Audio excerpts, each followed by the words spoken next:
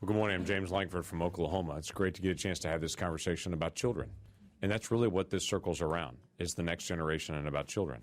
These are infants that can feel and experience pain. These are infants that we've all seen the sonogram pictures of.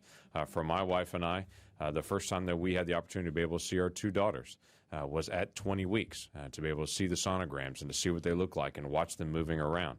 If you want to go back and use the old term from common law, it was the time of quickening, when they knew the child was alive and was moving. And it's even what the Supreme Court struggled with in 1973 in the Roe v. Wade decision, when they said science will have to deal with this in the days ahead of when is that moment that a child is viable.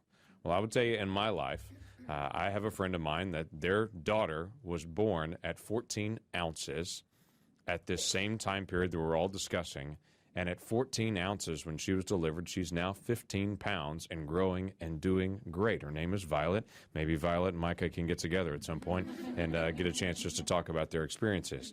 But the amazing thing for them and for their family is they were processing through the earliest days when they had an army of healthcare folks around their child at 22, 24, 26 weeks after conception, when she's now alive and they can see her and they're watching her grow out there and struggling for life. When she's a month old, 2 months old, and this army of physicians that are around her, for them to realize across town there's another child that's being killed right now when our child has a team of physicians around them. Because for some reason our nation has said when you can see that child, we'll do everything we can to protect them. But when you can't see them, we're okay with them being destroyed.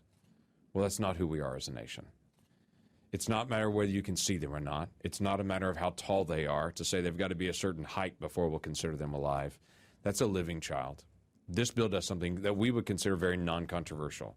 When a child can experience pain, shouldn't we protect the life of that child? And to be able to have that ongoing conversation with the nation and to be able to set that out there for the Micahs and for the Violets and for the children that are still yet to come, we believe that that is a basic principle that we can all agree to as a nation.